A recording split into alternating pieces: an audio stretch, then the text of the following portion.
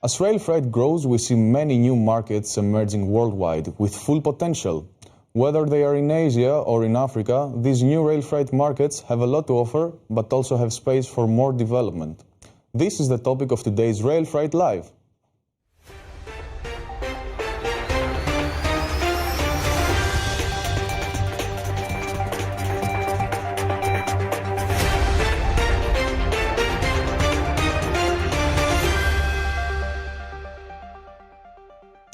Hello everyone, it's Friday 25 June and online with us we have Renzo Capanni from Hupac and Rafi Papo from Rail Cargo Group. We're going to discuss with them rail freight developments taking place in Turkey, both in relation to Europe but also in relation to the new Silk Road. How do the European rail companies look at Turkey? We're going to answer this question. But first, we're going to have a look at a video report from South Africa where we met with the CEO of the African Railway Industry Association, or else known as ARIA. South Africa is introducing third parties to its railway network for the first time, making this a milestone towards a more competitive rail freight sector. In October 2020, the South African government introduced the Economic Reconstruction and Recovery Plan, intending to reactivate the country's economy. Rail seems to have a central role in reviving the economy. However, infrastructure has been neglected for many years and a lot remains to be done. This can only be done by partnerships with the private sector in and abroad South Africa. For this reason, ARIA proposes the creation of the Rail Advisory Committee. This formal structure will bring together various rail interested parties.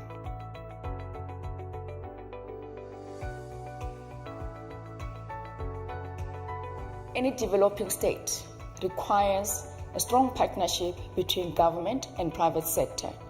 Through the advisory committee, we will be able to work with government to plan for the next 25 years at least to ensure that we achieve the ideals of the African Union, to increase intra-Africa trade, to ensure that the development of Africa relies on the African people's potential, particularly its women and youth. Private partnerships, it's important.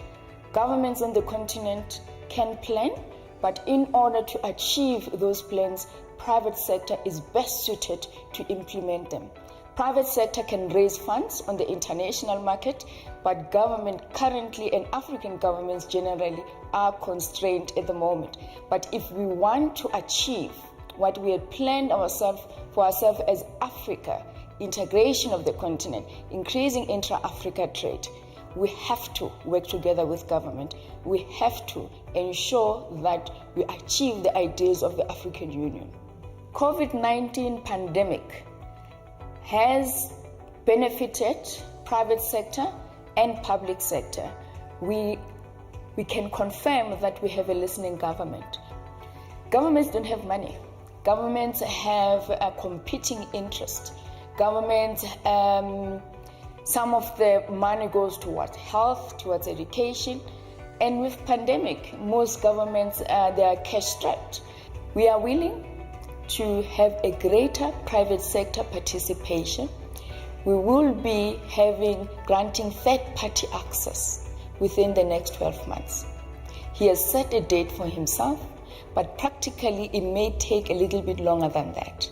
So it's quite important for us that we already have a government that is committed in South Africa, and the international world is listening, that we will have third-party access. The volumes must significantly increase. One, third-party access will not only increase traffic, but it will also serve as remove transport, or at least freight, from road to rail. We know that rail is cleaner. We know that rail is able to transport bulk.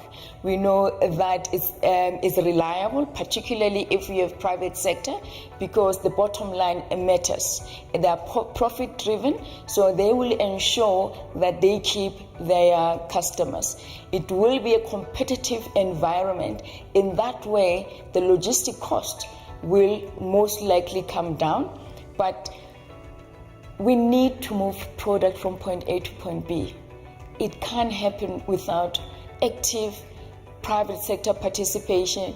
All we need is government granting us third-party access so that we actively involved in the economic growth of this country, the region, and the continent. South Africa has been dedicated to manufacture rolling stock for the continent, and hence it's important that even international manufacturers, OEMs, they find value and invest in South Africa to set up those manufacturing capacities so as to ensure that the opportunities on the continent are explored.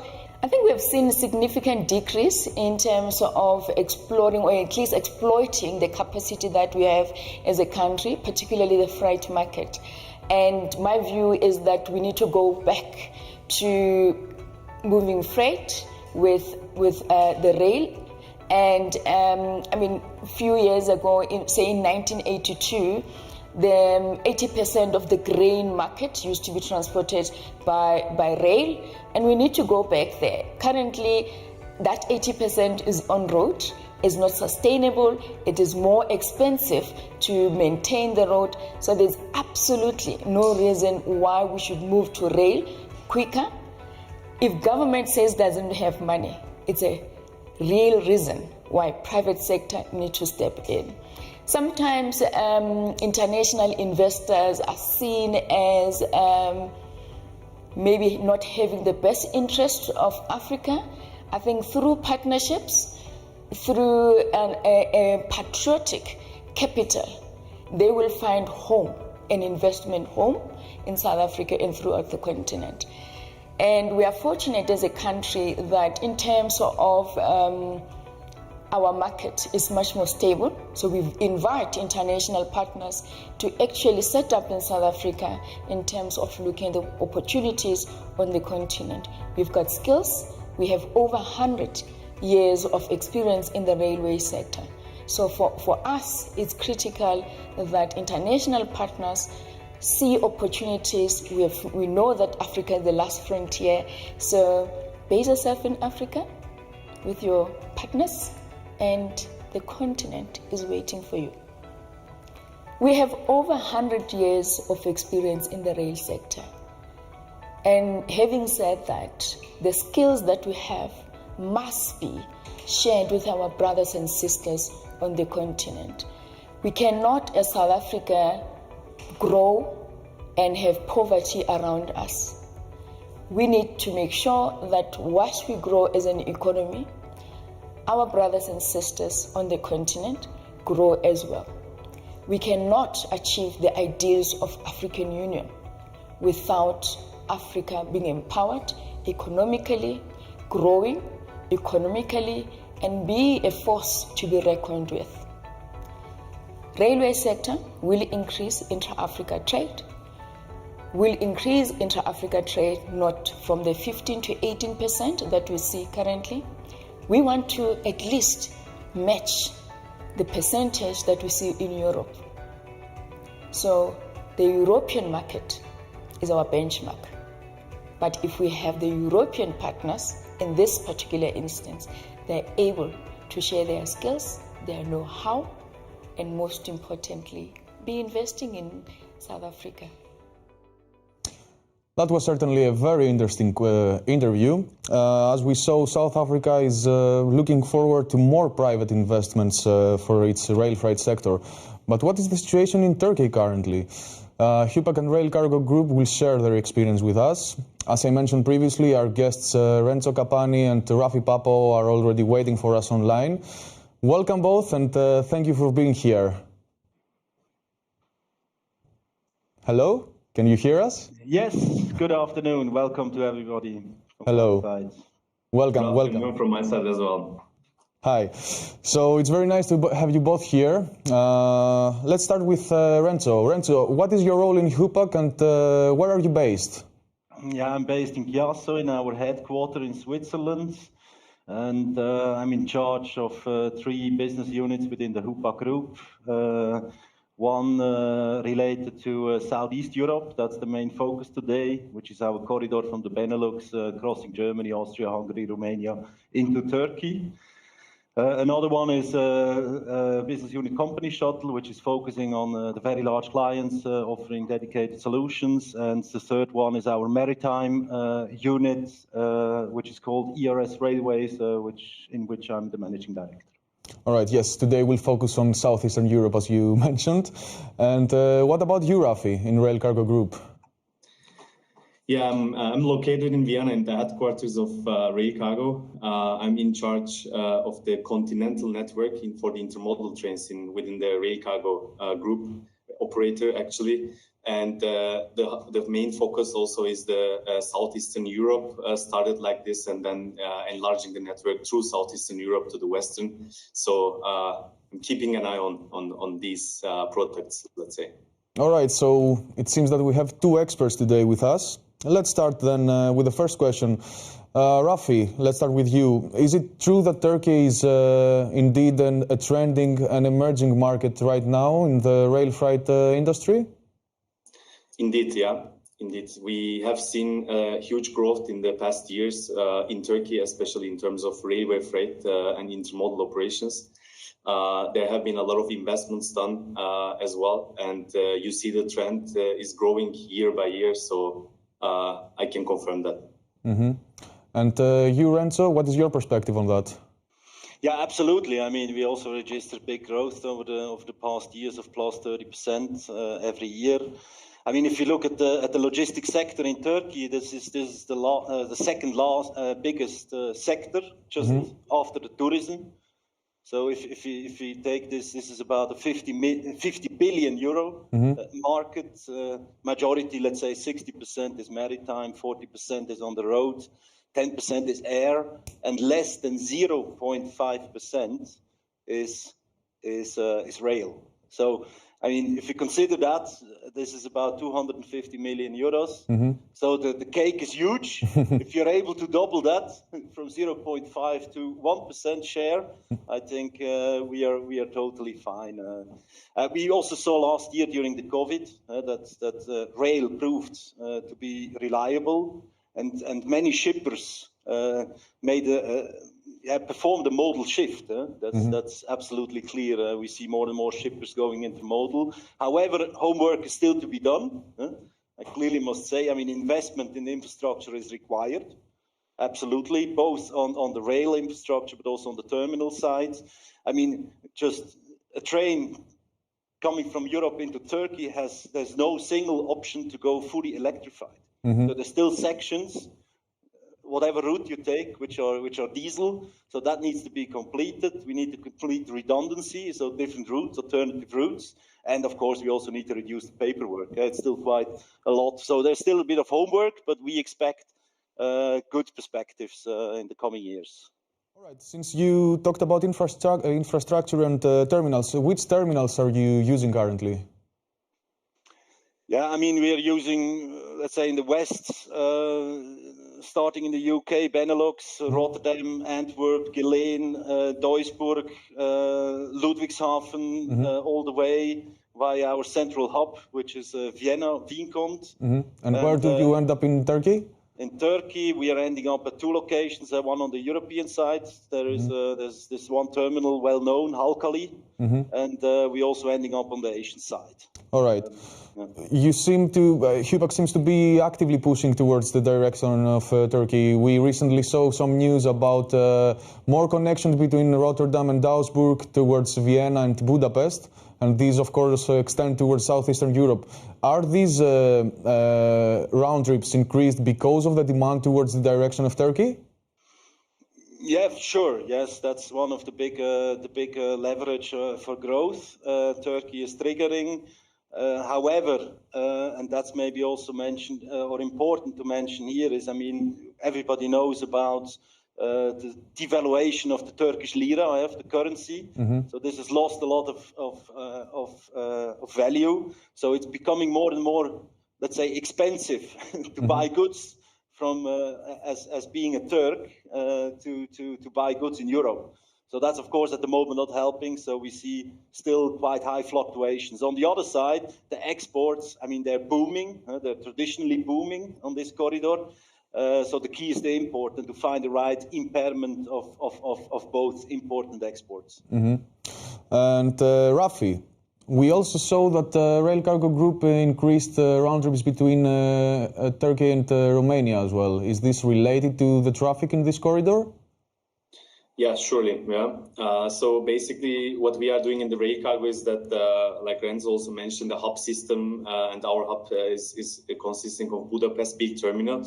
But in the past years, we have seen that we reached the limits, let's say, in that corridor, and we saw the need of opening new lanes and new products. And in this respect, then adding a new distribution hub into our portfolio.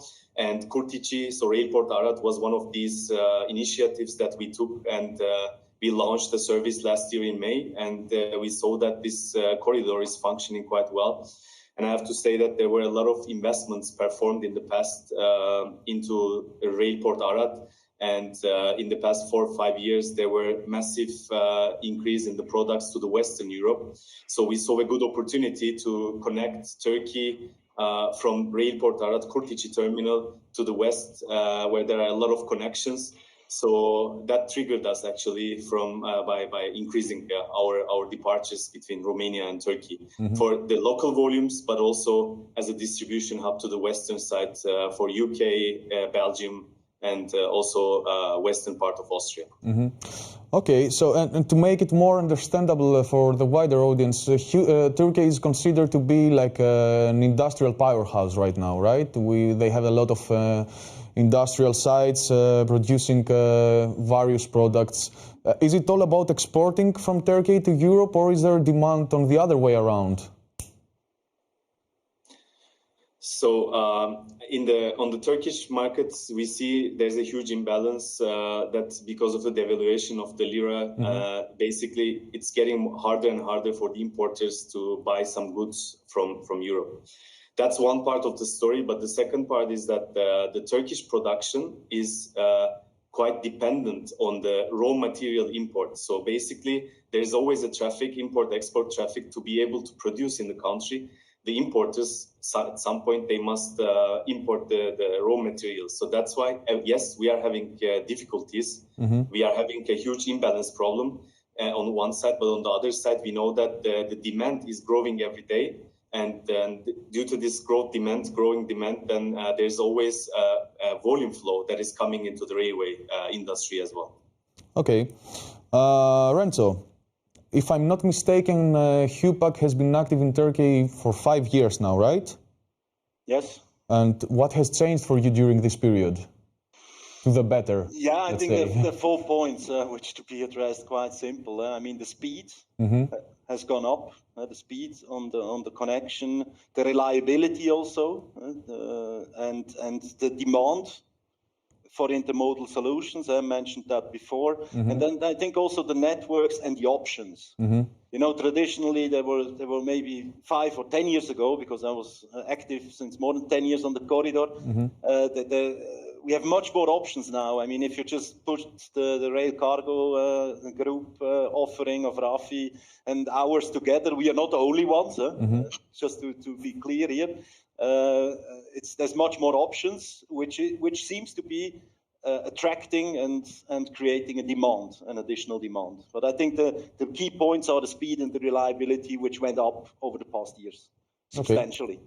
All right. And Rafi, what is the case with you? How many years is the Rail Cargo Group active in Turkey, and how many shifts have you seen in your transit volumes during these years?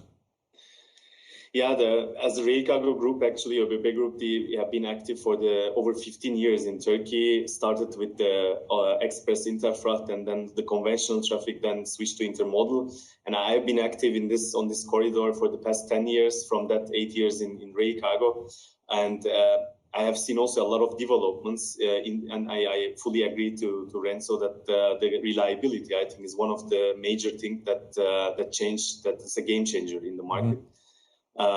And the thing is, I think on the customer side, before in Turkey, the railway business or intermodal business is quite fresh and new. Maybe it's a story of 10 years. And first off, at the beginning, we could see that the customers were they were scared to book on a train. They didn't know how the train systems are functioning, how the reliability is, how the transit times are looking like, because there has been also bad experiences in the past.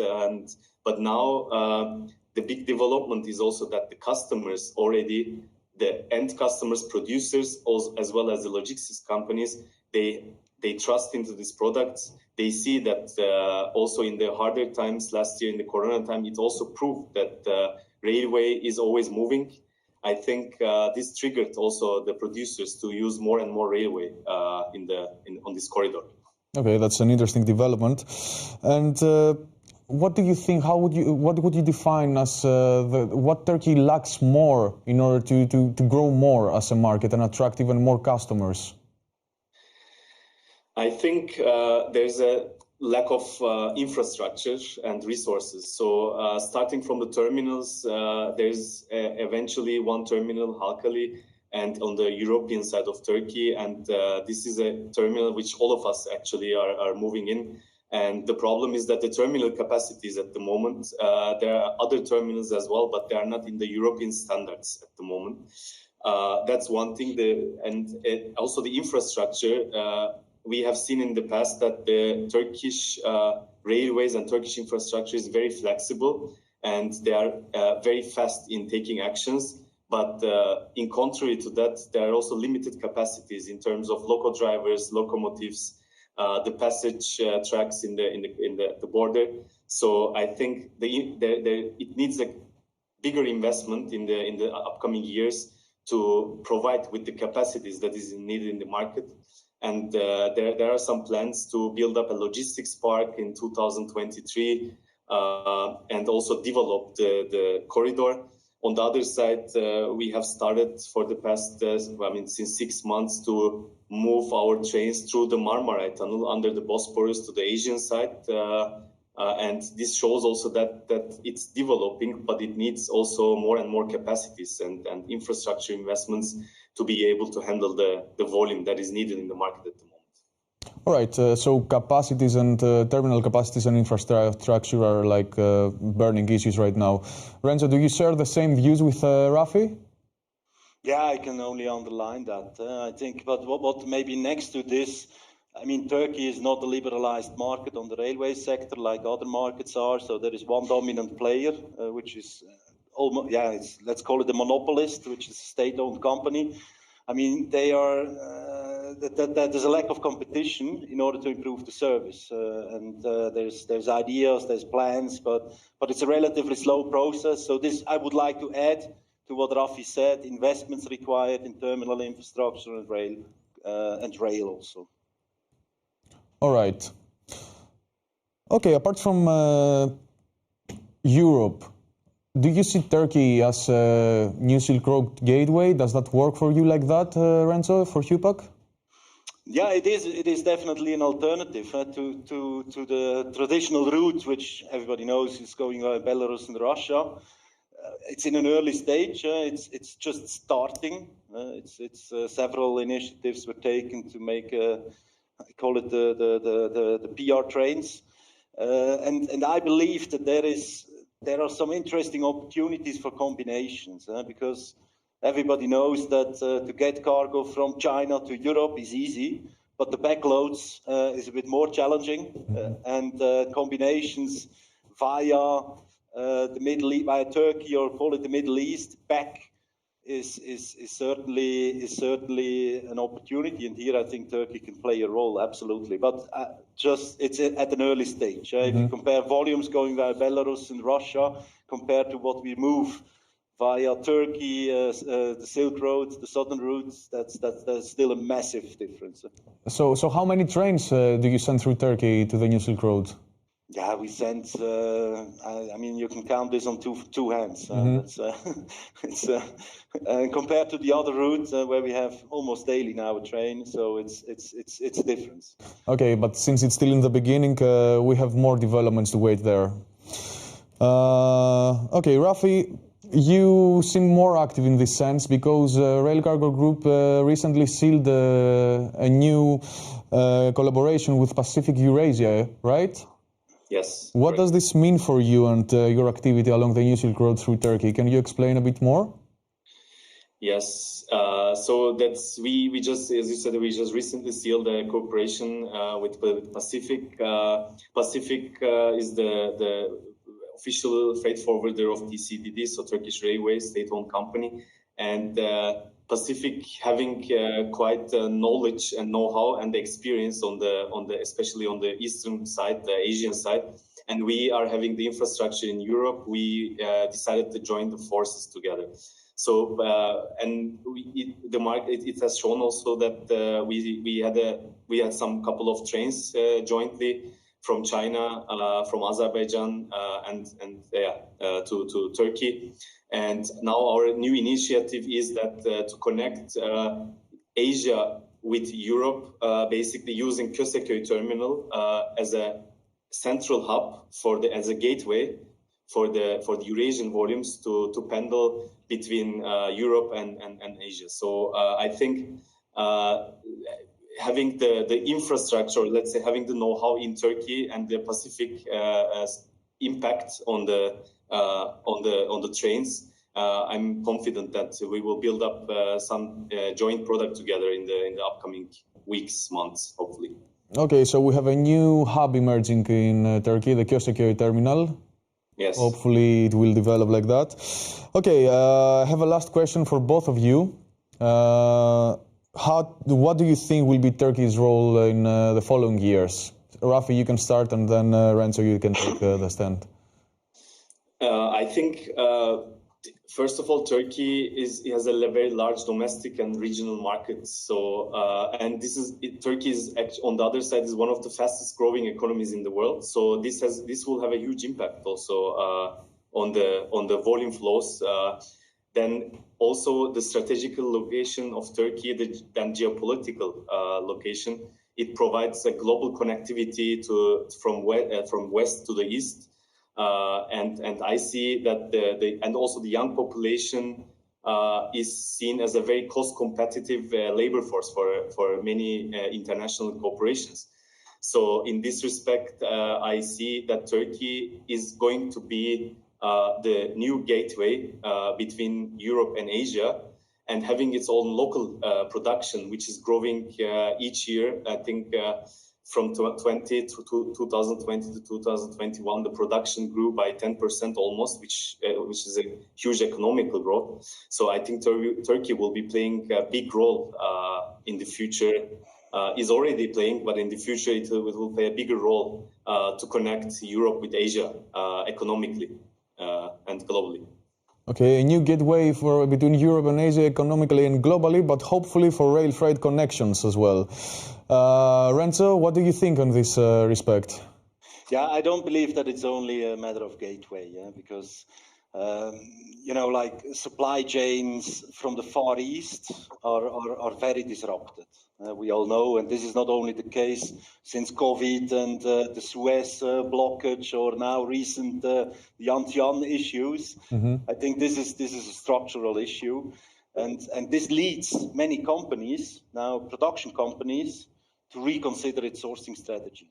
So we see that many companies tend to get the production again closer to Europe, mm-hmm.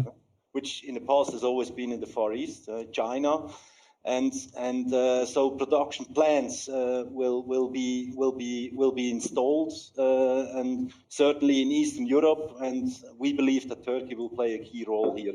So to gain on this change of behavior of a sourcing strategy as a production, not only as a gateway, but mm-hmm. as a clear production site. Of course, now devaluation of the Turkish lira makes it very interesting for European companies to buy. Of course, over there it's cheap, very obvious over there, and we believe that this will be or can certainly contribute to a growth. And this is also why the reason why the owners of Hupac, which is a private company, have decided to invest over there already 2 years ago, and certainly in the coming years. So. And what kind of investments are you referring to? Is it about products entering the market, extending the network with new connectivities. I mean, we are building terminals in many places in Eastern Europe, as you know, in Poland, in Belarus, and of course, this is a strategy, one of the key strategies of Hupac, offering, the biggest network connectivity in Europe. We do this already now, but to further extend this towards the east in order to follow a potential change on the sourcing strategy from big European producers, which, just to repeat, are now just in stage of moving, let's say, bringing production capacity closer to home. I understand. Okay, all right. Thank you both for the interesting discussion that we had and your insights. Okay, then it seems that we have reached the end of today's show. Don't forget to subscribe to our YouTube channel and stay updated for the latest news of the rail freight industry. Goodbye for now and see you next Friday.